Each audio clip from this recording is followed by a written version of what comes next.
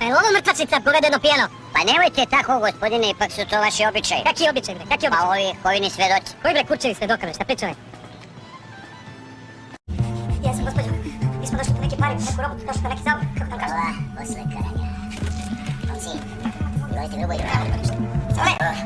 Hajde, dolazimo lepo da se slaši. Šta je? Beži!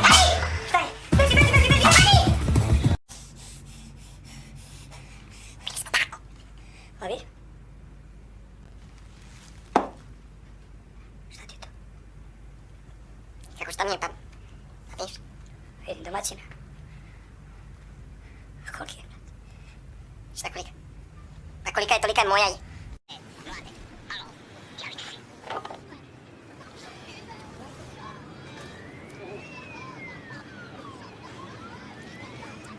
Sumpre, kaži, brate. Ajde, moram ti pomeriti nogu na drugu stranu. Što? Jer vonja, brate.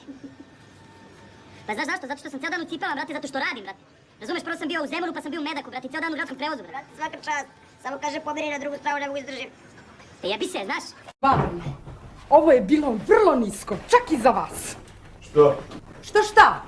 One knjige koje si mi juče dao. Dobro, i šta s tim knjigama? Hoćeš da kažeš da je to literatura koja meni treba, a? Kako da joj priđem? Zavesti i biti zaveden. Voleti i biti voljen. Nastavak bestselera zavesti. Ne znate da kuca. Čekajte, Pantiću. Druže direktore, sve one fakture što ste iscepali, to je ona nabadala. Stanite, Pantiću. Druže direktore, kako mogu da ispunim normu i zaradim svoj pišljivi lični dohodak? Moj ospisljivi. I najpišljiviji lični dohodak mora da se zaradi krvavim radom. Ode u gornji desni, ti ideš u gornji urgentnicu, čuo? Mladi kengur, namaš Čekaj, da mogu. Ti si lučila. Hoćeš ti da te ludak malo proješe kroz kraj, jel hoćeš? Pazi ti posle pita da sam lud i koji mi je kurac? Alo, man. Take it easy. Svice našao za džep i...